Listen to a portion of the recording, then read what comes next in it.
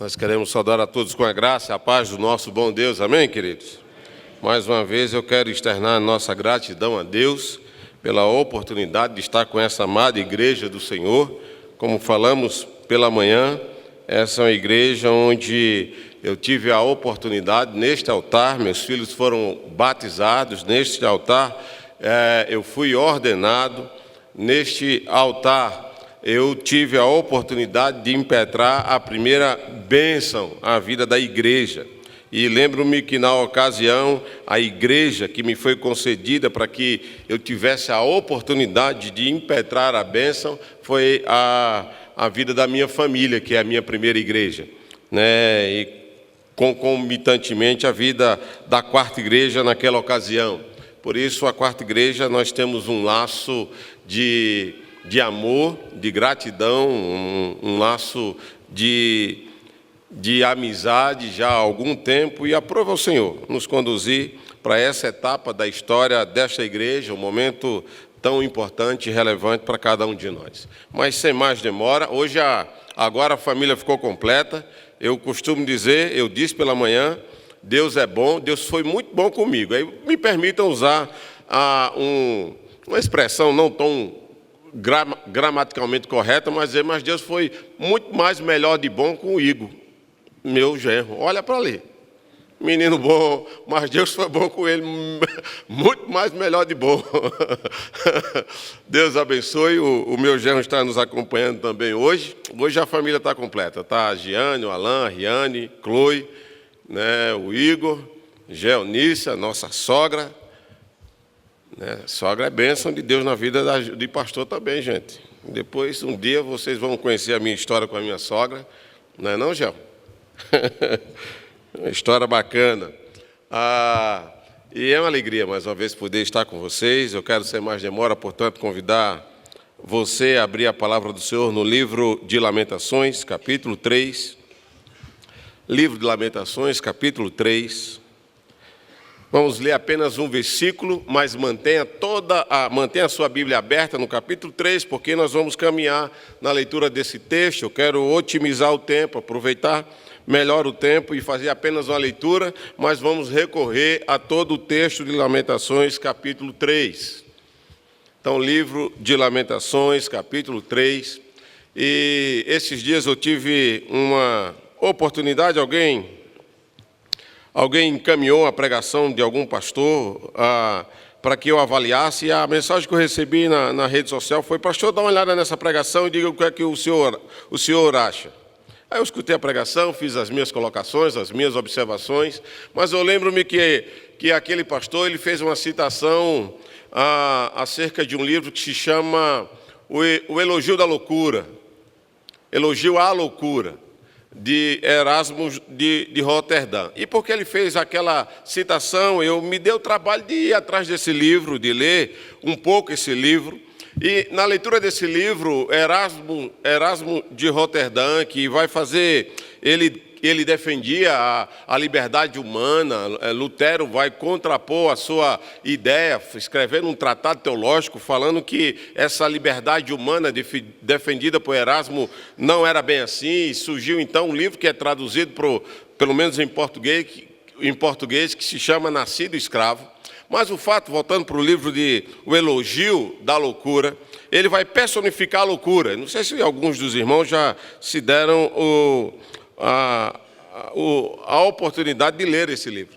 Mas ele personifica a loucura e ele cria, lendo esse livro, faz a gente viajar um pouco na narrativa do autor. E ele personifica a loucura de uma maneira em que a loucura se apresenta diante de um público provavelmente semelhante a esse, toda bem chamativo, com as roupas coloridas. Ele vai fazendo uma narrativa descritiva e dizendo que a loucura estava colorida, chamava muita atenção. E aí, em um dado momento, a loucura para diante do seu plenário e diz: olha, eu quero propor algo para vocês. Era algo mais ou menos assim, a memória me trai agora.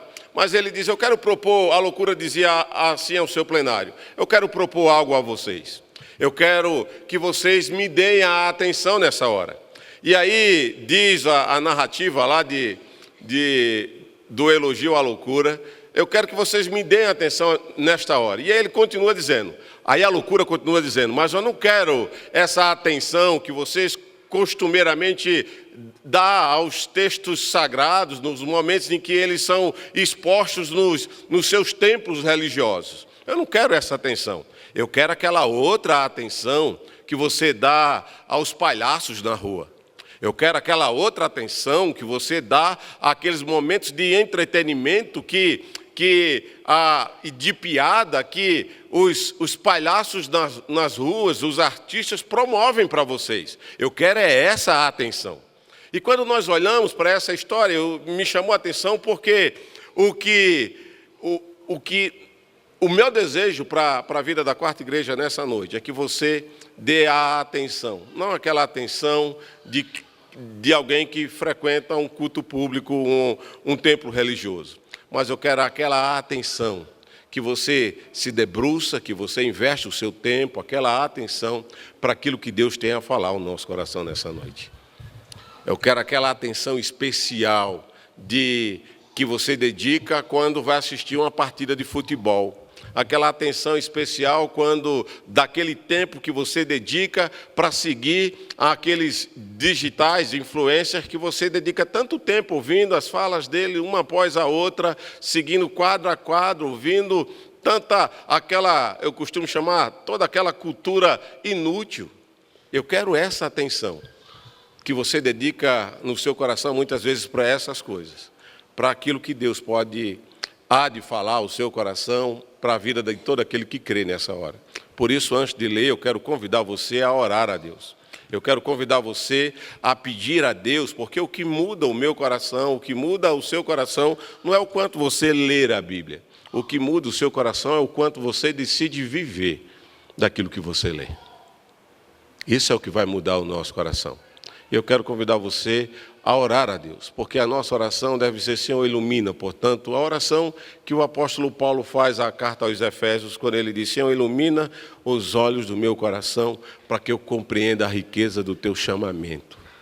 Eu quero, portanto, convidar para que você feche seus olhos, para que nós tenhamos esse tempo de oração, onde nós vamos pedir a Deus: Senhor, abre os olhos do meu coração, abra os meus ouvidos, para que eu ouça a tua voz e seja habilitado por ti mesmo a cumprir aquilo que o Senhor há de falar ao meu coração nessa noite. Falemos com Deus.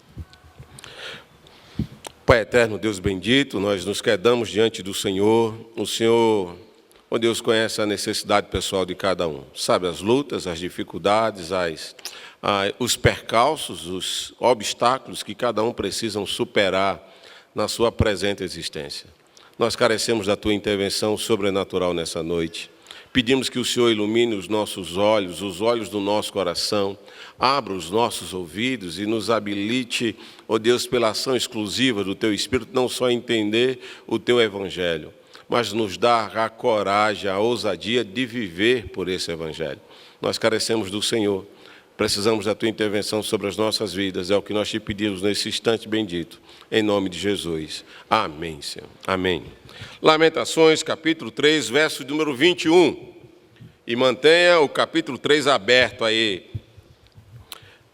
para que a gente possa percorrer um pouco alguns versos desse capítulo 3, à medida que nós fomos comunicando aquilo que o Senhor comunicou ao nosso coração. Diz assim o verso de número 21. Quero trazer à memória o que me pode dar esperança. Vou repetir, ler mais uma vez. Quero trazer à memória o que me pode dar esperança. Quando eu estava meditando nesse texto, bem da verdade, eu passei por uma tempestade de reflexões acerca dos textos bíblicos, de quais textos, e à medida em que a gente foi lendo, estudando, fomos conduzidos ao texto de Lamentações, do capítulo 3, e preparar esse momento de reflexão com a igreja acerca de Lamentações, do capítulo 3, nos foi desafiador, porque esse texto nos fez percorrer alguns outros textos da revelação bíblica. E quando estávamos pensando nesse texto, me veio à mente, e aí eu anotei uma frase bem curta, que alguém certa vez disse o seguinte: olhe para si mesmo e você ficará deprimido. Olhe para as circunstâncias e você ficará angustiado. Olhe para o Senhor e você será abençoado. E me veio na hora um texto que eu compartilhei recentemente no Sínodo de Itaguatinga, que se encontra lá em 2 Crônicas, no capítulo 20, que fala do rei Josafá, que ele recebe a notícia de que um grande exército o havia sitiado. E diz o texto que ele foi tomado de medo. E o medo causa essa ansiedade excessiva, o medo paralisa a nossa vida, o medo causa essa preocupação exagerada acerca daquilo que está a nos acontecer. Mas Josafá nos ensina que diante do medo ele se pôs a buscar o Senhor. E ele se pôs a buscar o Senhor por causa da sua relação, da convicção, da compreensão daquilo que começamos a comentar na manhã de hoje, da compreensão que ele tinha de quem era o Deus da aliança, com quem o povo de Israel tinha como Deus da sua nação, e ele enfrenta os seus medos, as suas dores, buscando a Deus. O texto vai dizer que a situação era trágica, a situação era difícil. O rei Josafá, no verso 12, se a memória não me trai, ele, orando a Deus, diz: Senhor, em mim não há força. O sentimento de impotência havia assolado o seu coração, um sentimento de incapacidade havia invadido a sua alma, porque ele diz: olha, eu não sei o que fazer, em mim não há força. Mas ele fecha o verso dizendo: porém, os meus olhos estão em ti. E eu queria chamar a atenção nessa noite, à luz de Lamentações, capítulo 3, quando a má notícia bate à nossa porta, quais são os sentimentos ou quais são os pensamentos que nós trazemos à nossa memória? O que é que nós trazemos à nossa capacidade cognitiva para refletir diante das dificuldades pelas quais passamos? Nós não somos diferentes de Josafá, como também não somos diferentes de Jonas, quando ele foi lançado ao mar. E diz o texto que quando ele é lançado ao mar, lá no livro de Jonas, ele lembra-se do Senhor. Quem você traz à memória quando a má notícia bate à sua porta? Quem você traz à memória quando a luta se torna uma realidade? Quando a tragédia inesperada assola a sua vida e você se sente impotente, amedrontado e incapaz? Que tipo de sentimento invade a sua alma nesses momentos difíceis da nossa presente existência? A bem da verdade, como tenho compartilhado lá na nossa igreja, as lutas e as dificuldades certamente virão sobre a nossa vida. As lutas e as dificuldades certamente são realidades para nós, até porque as lutas elas são imprevisíveis, muitas vezes ninguém agenda a luta sobre a sua vida, elas são inevitáveis, não tem como impedir a chegada dessas lutas. Já pensou se o presbítero Marco pudesse evitar alguns transtornos ou algumas dificuldades pelas quais ele já passou na sua vida? Mas infelizmente nós não temos controle sobre essas coisas. Porém, o texto sagrado diz que em todas as coisas há propósito, em todas as coisas há um tempo para que essas coisas aconteçam, e em todas as coisas há um modo de lidar com essas coisas. E é sobre esse modo de lidar, sobre essas coisas, que o profeta Jeremias tem a nos ensinar nessa noite, aqui no livro de Lamentações, no capítulo 3. Mas deixe-me contextualizá-lo historicamente do que está acontecendo. Jeremias vai ser um profeta do pré-exílio babilônico e do exílio babilônico. Nesse exato momento aqui do capítulo 3, a Babilônia já havia invadido o reino do sul, o reino de Judá, e já havia levado alguns para o cativeiro, dentre eles Daniel, Sadraque, Mesaque e Abidnego, que nós já conhecemos a história. Eles foram levados para o exílio babilônico. E passa-se um período, e aqui, historicamente, é aproximadamente o ano 586, 587, 586 a.C., a Babilônia volta mais uma vez. Então, e nesse momento, os muros são derribados, o templo é queimado, a cidade é queimada. Daí a narrativa do livro de Neemias, no capítulo 1, que foi lido na noite de hoje. Os muros estão destruídos, o templo foi queimado. Então, o quadro é de desolação completa.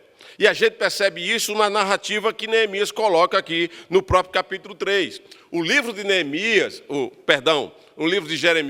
O livro de Jeremias, ele é composto de 5 capítulos. Os 3 primeiros capítulos, o capítulo 1, o capítulo 2 e o capítulo 4 é feito num acróstico.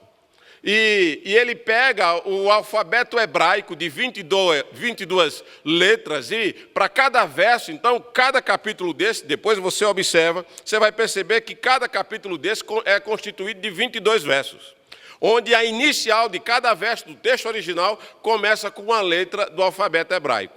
Então, o capítulo 1, o capítulo 2, o capítulo 3 é feito dessa maneira. Alguns eruditos dizem que ele escreveu com essa qualidade de narrativa para memorizar as lamentações pelas quais ele aponta aqui nesse livro. O capítulo 3, por sua vez, é composto de 66 versos, onde ele dedica a cada 3 versos uma letra do alfabeto hebraico.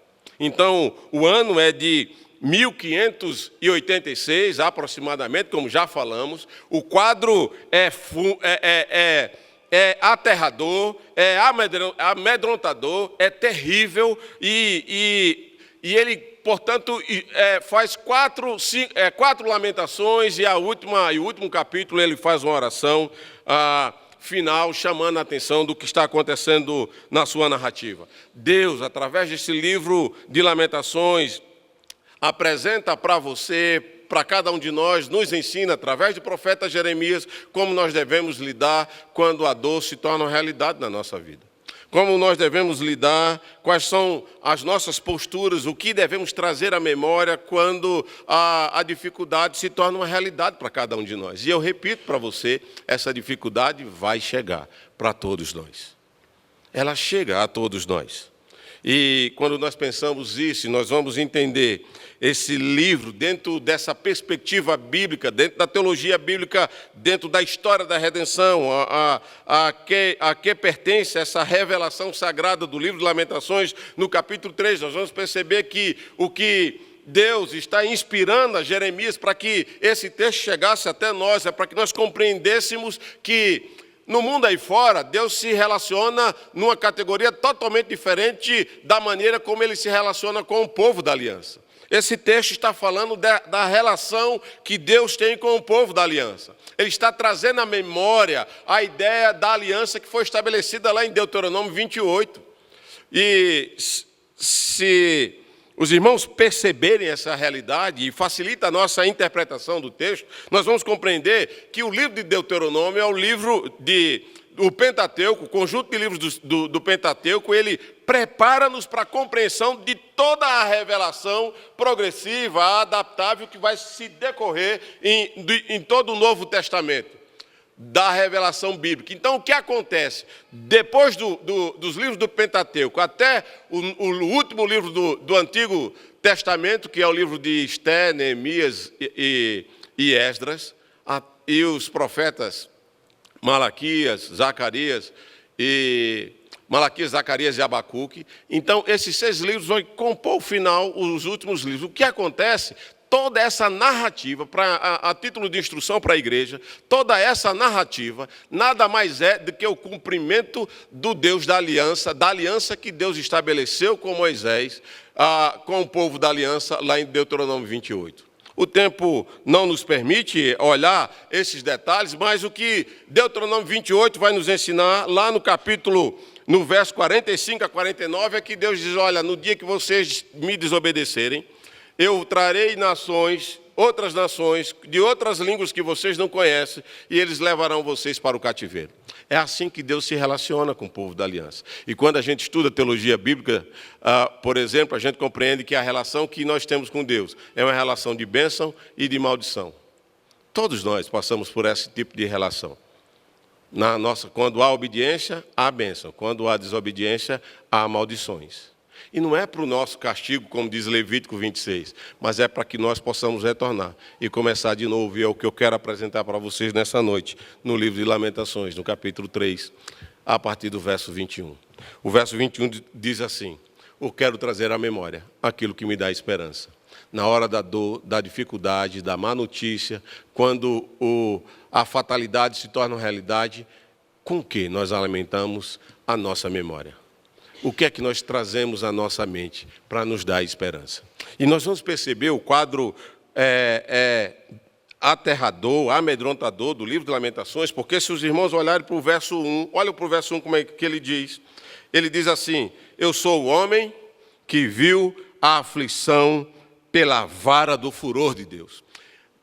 Jeremias tem plena convicção de que quem trouxe toda essa mazela, esse terror sobre a vida do povo da aliança foi o próprio Deus. E ele vai construindo esse quadro desesperador. No capítulo 1, ele narra a realidade, a sua lamentação em relação ao povo. No capítulo 2, ele narra a sua lamentação em relação ao estado da nação, do povo de Israel. E muitas vezes eu e você passamos por dificuldades na vida em que nós olhamos e constatamos que a nossa vida está em pleno estado de aflição. Jeremias diz, eu sou aquele que viu a aflição. No verso 2 ele diz, eu sou aquele que Deus me levou e me fez andar em trevas e não na luz. No verso 4 ele vai ainda afirmar, eu sou aquele que Deus me fez envelhecer a minha carne e a minha pele. No verso de número 8, ele diz, ainda quando eu clamo, quando eu grito, ainda quando eu oro, me prostro diante de Deus, diz o texto sagrado, ele não admite a minha oração.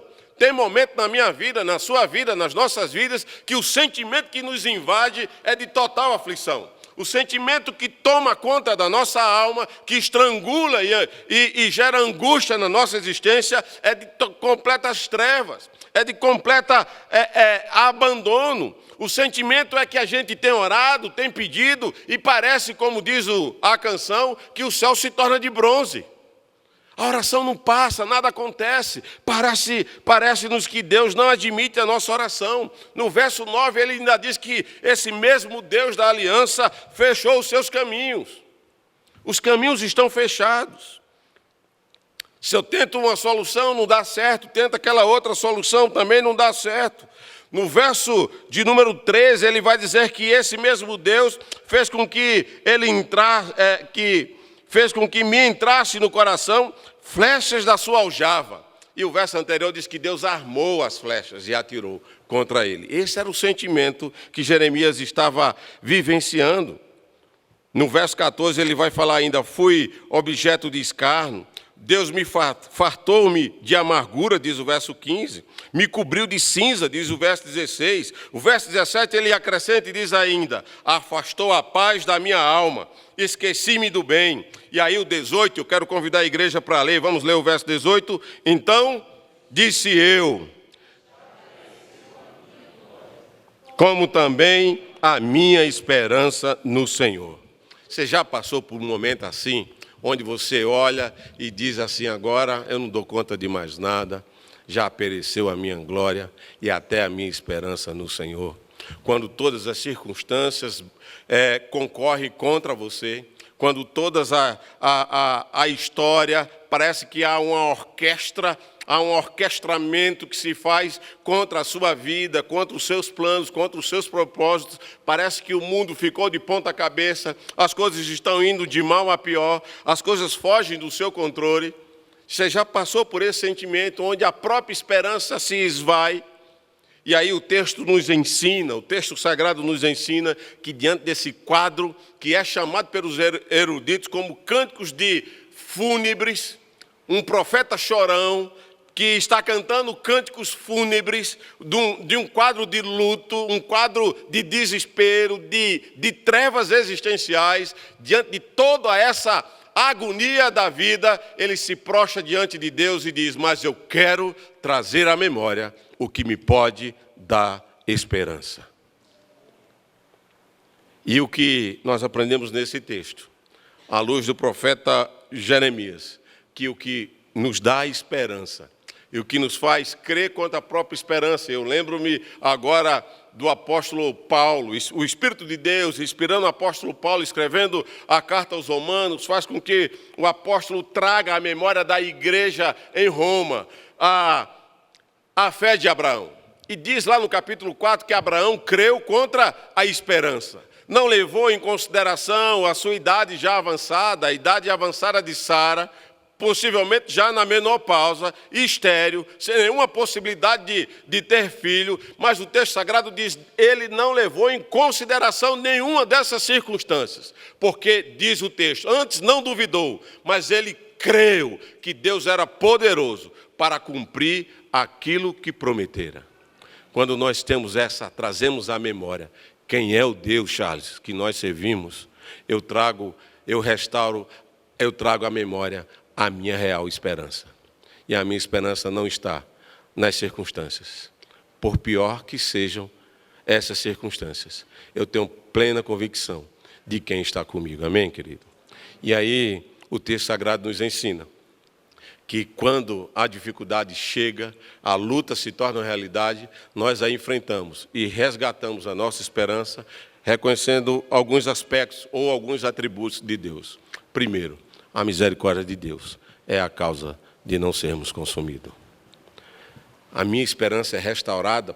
Não, como o Charles várias vezes mencionou aqui nessa noite, nós não sabemos qual a situação, qual é a realidade da sua vida nessa noite, quais são as lutas, as dificuldades pelas quais você possa estar passando, mas eu e você precisamos entender que nós servimos a um Deus que é vivo, um Deus que existe, que se revela nessa palavra, e esse Deus que se revela nessa palavra é um Deus cujo um dos seus atributos é a sua misericórdia. E essa misericórdia, diz o texto, é a causa, ou são a causa de não sermos consumidos. Em outras palavras, de uma maneira bem prática, Jeremias estava dizendo, o cântico é fúnebre, a realidade é de luto, a minha existência é de treva, a minha esperança no Senhor se esvaiu, mas eu quero trazer à memória quem é o Deus que eu sirvo, e o Deus que eu sirvo é um Deus de misericórdia, e se Ele é um Deus misericordioso, eu posso começar de novo.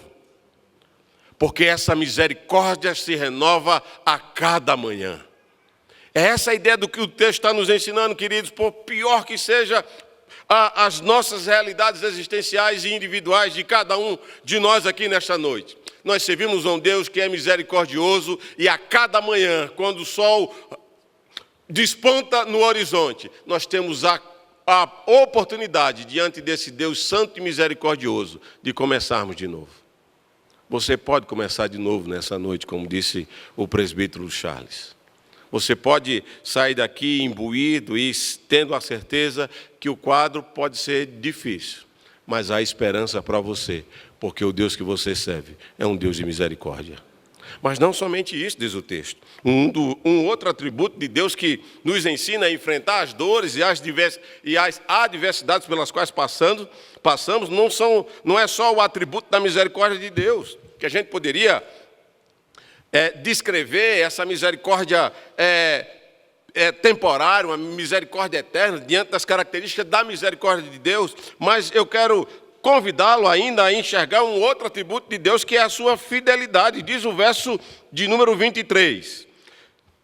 As misericórdias de Deus não só são a causa de não sermos consumidos, mas diz o texto no verso 23, essas misericórdias se renovam a cada manhã, porque grande é a sua fidelidade.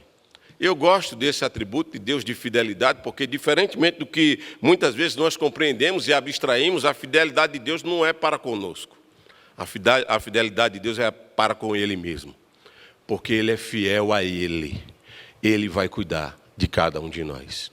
Porque Ele é fiel a Ele, eu posso bradar no meu coração como Abraão bradou. Eu creio que o Deus que eu sirvo é poderoso para cumprir o que Ele prometeu.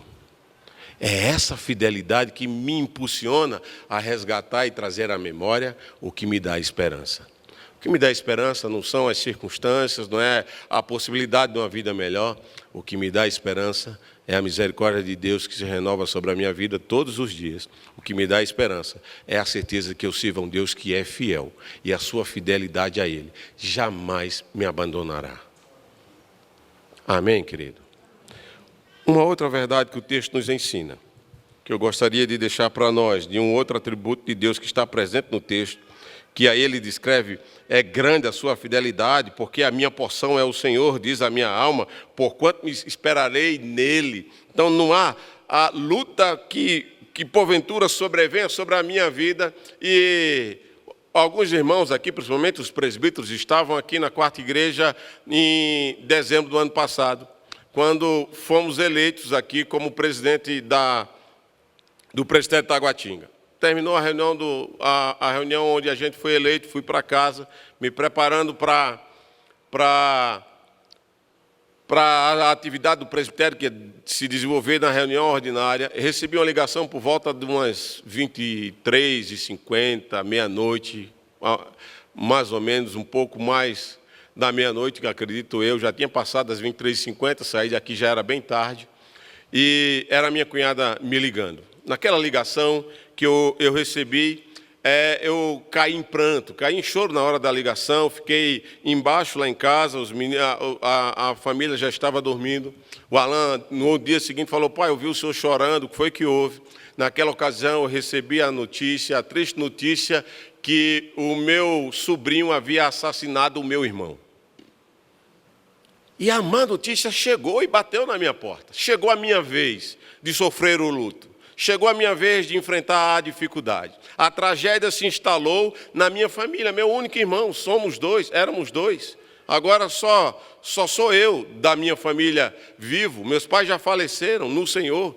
Meu irmão foi assassinado. E aí eu sofri aquela tempestade de emoção, sentei no sofá, chorei um pouco, liguei para alguns irmãos com quem eu queria compartilhar da comissão executiva, e eu precisava daquele momento, eu chorei, eles de pronto ligaram para mim, eu digo: não, é só porque eu precisava conversar com alguém, mas fique tranquilo, eu estou bem, eu me pus a orar a Deus. E aí eu fui desafiado, à luz desse texto, a trazer à memória o que me dá esperança. E o que me dá esperança é que, embora o meu sobrinho tenha assassinado o meu irmão, Deus renova sobre ele a misericórdia para que ele possa começar de novo. E cabe a mim perdoá-lo. Embora o meu sobrinho tenha assassinado o meu irmão, Deus é fiel para restituir a vida na vida do meu sobrinho que matou o pai. Embora, porque a nossa porção, a porção que tem que reger o meu coração, não são as minhas vontades e muito menos os meus sentimentos. A porção que nos cabe é o Senhor. Amém, querido?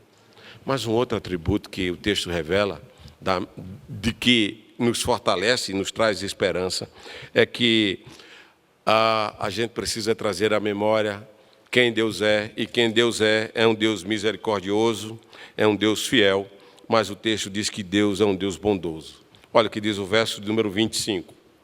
Vamos ler juntos desta vez? Bom é o Senhor para os que esperam por Ele, para a alma que o busca. Foi o que Josafá fez. Diante da impotência, do medo, ele diz: nós buscaremos o Senhor, os nossos olhos, eu não sei o que fazer, em mim não há força, eu sou impotente, eu sou incapaz, contudo os meus olhos estão postos em Ti. E aí o texto de 2 Crônicas, no capítulo 20, diz que Deus levanta o profeta, e o profeta diz para Josafá e para todo o seu exército: não tema. Não se amedronte diante da adversidade que vocês haverão de enfrentar. Amanhã, ao saíres ao encontro dessa grande multidão que vem contra ti, 3 coisas vocês devem guardar no seu coração. E aí diz o profeta: a batalha não é sua, mas é do Senhor. Depois diz o profeta: o Deus de Israel está com vocês. E ao saíres, celebre o nome desse Deus. E aí diz o texto que o povo foi bem dizer ao Senhor, diante da má notícia do grande exército que o cercava. Diante da má notícia que eu recebi, eu fui convidado a reconhecer a bondade de Deus que está sobre a minha vida e a vida dos meus. E quando eu compreendo isso, eu trago à memória o que pode dar esperança para mim e para o meu sobrinho. Aí eu pude ligar para ele e confortar o coração de um menino que tinha acabado de assassinar o seu próprio pai. Quando nós temos a esperança bendita, as circunstâncias são dirigidas pela certeza da misericórdia de Deus, pela certeza da fidelidade, pela certeza da sua bondade. Porque diz o texto sagrado: bom é aguardar a salvação do Senhor, e isso em silêncio. E aí o texto conclui, o pensamento de Lamentações, ele nos leva a entender porque o Senhor, diz o verso 31, não rejeitará para sempre, pois ainda que entristeça alguém, Ele usará de compaixão, segundo a grandeza das suas misericórdias. E Ele fará isso por algumas razões óbvias do texto. Primeiro, tudo está no controle dEle. Tudo está no controle dEle. Diz o verso 37, quem é aquele que diz e assim acontece quando o Senhor não o mande?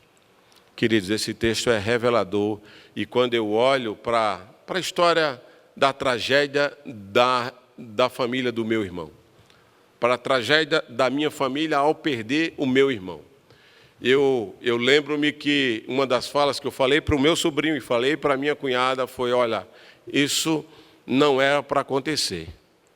É lamentável, mas foi o expediente que Deus escolheu para a vida do meu irmão, para tirar a vida do meu irmão. Porque diz o texto, olha o que o texto diz, quem é aquele que move essa Bíblia do lugar e diz assim acontece, sem que o Senhor o mande? Ninguém faz nada sem ter como causa primeira de todas as coisas Deus.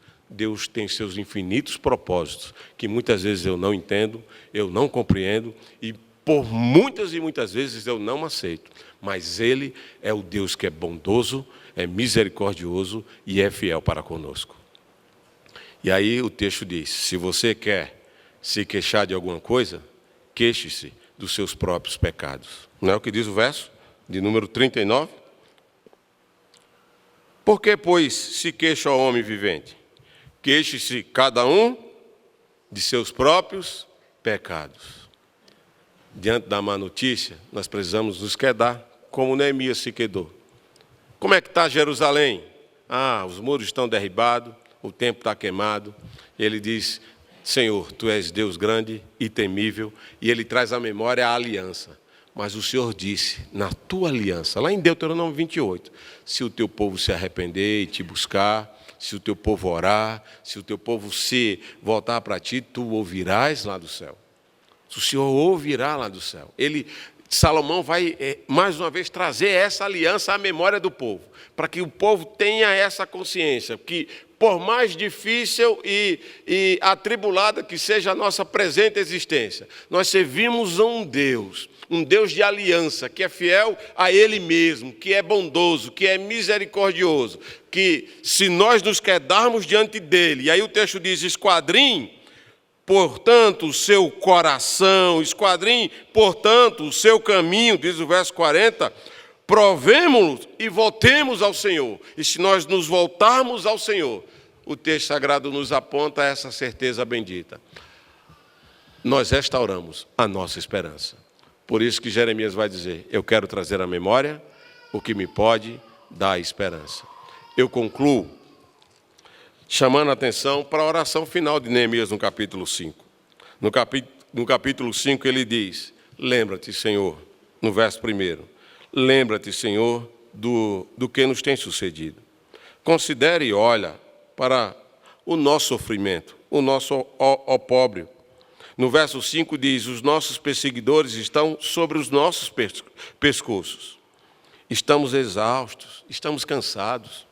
No verso 7 ele diz, nossos pais pecaram e já não existem. Nós é que levamos o castigo das suas iniquidades. Escravos dominam sobre nós. Ninguém há que nos livre das suas mãos. No verso 15 ele constata e diz, cessou o júbilo do nosso coração, caiu a coroa da nossa cabeça. Ai de nós, porque pecamos, pois caiu doente o nosso coração, por isso se escureceram os nossos olhos. No verso 19 ele fala, mas Tu, Senhor, reina, vamos juntos? Tu, Senhor, reina eternamente, o Teu trono subsiste de geração em geração. Aí o verso 21, converte-nos a Ti, Senhor, e seremos convertidos. Renova os nossos dias, como os dias de dantes.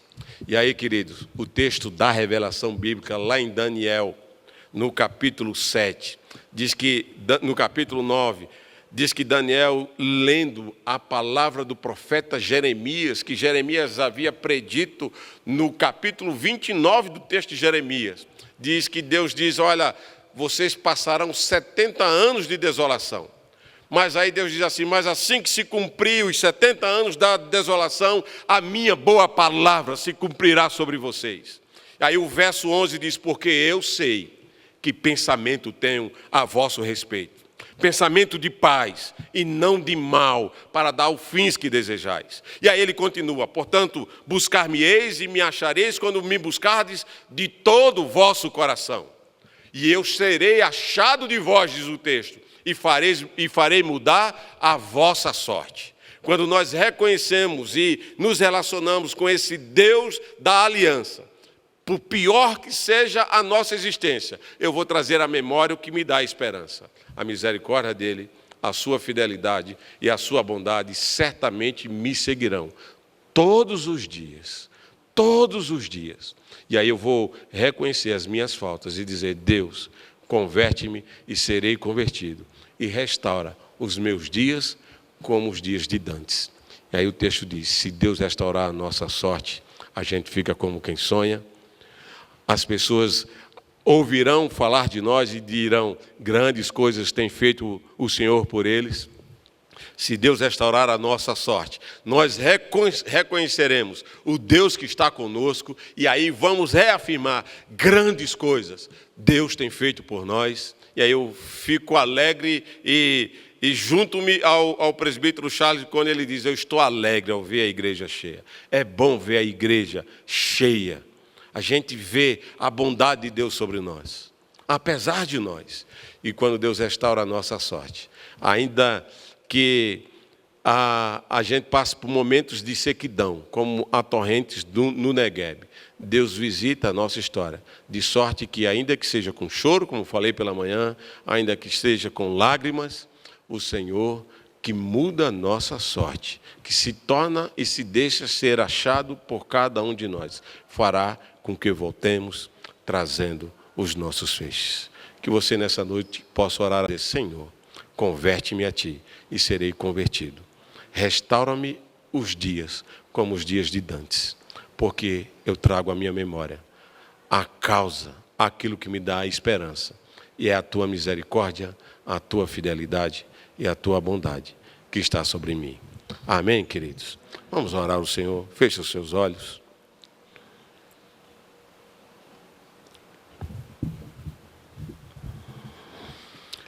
Pai amado, Deus santo, Deus bendito, aqui está a Tua igreja. Certamente nós enfrentamos lutas, dificuldades que são reais. Ó Deus, lutas que causam grandes danos à nossa existência, seja ela de ordem material, emocional, seja ela de ordem financeira, conjugal. O fato é que, às vezes, a dor, a má notícia, assola o nosso coração. As circunstâncias, ó Deus, causa-nos angústia. O tempo fecha. Ó Deus, a realidade é escura, é de completa trevas. Ó Deus, muitas vezes a nossa esperança desvanece, os caminhos se fecham. Ó Deus, muitas vezes a oração não acontece. O Senhor não nos ouve, parece que o Senhor não ouve. Ó Deus, e o desespero se instala no nosso coração. Mas nós queremos, ó Deus, assim como os Teus filhos no passado, ó Deus, que creu contra a esperança, Jeremias que trouxe à memória, mesmo sem esperança, o que podia lhe dar esperança. Nós queremos trazer à memória o Deus a quem pertencemos e a quem servimos nesse lugar. E a Tua misericórdia, Senhor, se renova sobre cada um de nós. Se renova sobre as nossas famílias nessa noite. Nós não merecemos, nós não somos sequer dignos, ó Deus, do Teu favor, da segunda chance, mas o Senhor nos concede, porque o Senhor é um Deus fiel a Ti mesmo. E é pela Tua graça e pelo Teu bendito favor que nós podemos nos voltar para Ti nessa noite. Converte-nos, ó Deus, e seremos convertidos. Restaura o primeiro amor, restaura os nossos dias como os dias de dantes, restaura os dias da quarta igreja como os dias de dantes. Visita a história, ó Deus, a história pessoal de cada um desses teus filhos aqui nessa noite. Para que, ó Pai bendito, possamos reconhecer a Tua bondade, aguardar, esperar a Tua salvação, Senhor, que se revela em Cristo Jesus. E o texto sagrado nos ensina que esse Jeremias, ó Deus, trouxe à memória o que lhe dava esperança. Mas esse Jesus Cristo, quando comparado a Jeremias, o verdadeiro Jeremias, ele não traz à memória, à sua memória, o que lhe dá esperança, mas ele se torna a esperança de todos nós. Ó Deus, e porque a nossa bendita esperança tem nome e se chama Jesus Cristo. Ó Deus, renova, Senhor, as nossas forças. Renova o nosso amor por Ti, o amor pela Tua casa e pela Tua obra. Porque a nossa esperança tem nome e morreu por nós naquela cruz. Ó Deus, fortalece, ó Deus, cada coração aqui. Dissipa todo medo, toda covardia, todo sentimento de impotência e de incapacidade, que os nossos olhos possam estar postos em Ti, porque a nossa esperança vem do Senhor que fez os céus e a terra. Por isso, ó Pai bendito, concede-nos, ó Deus, essa graça e realize esse milagre no meu coração e no coração da Tua igreja nessa noite, no nome santo de Jesus. Amém.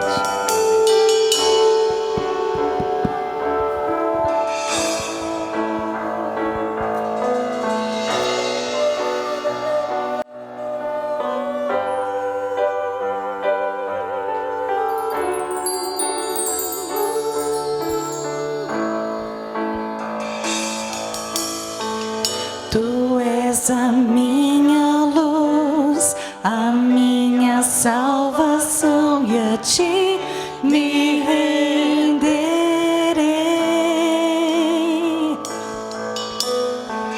Se ao Teu lado estou, seguro em Tuas mãos, eu nada temerei.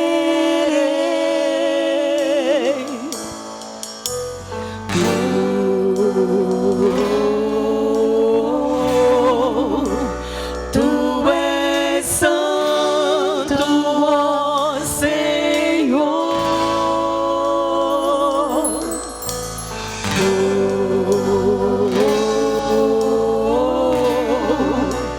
Tu és digno de louvor. Só em Ti confiarei, eu nada temerei. Em frente eu irei, pois eu sei que vivo estás, e um dia voltarás do céu pra nos buscar, pra sempre reinarás. Aleluia.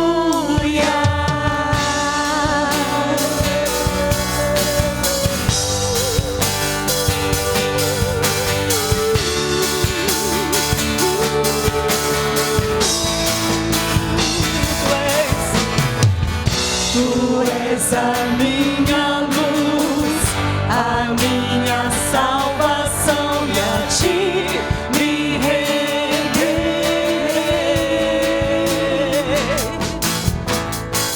Se ao Teu lado estou, seguro em Tuas mãos, eu nada temerei.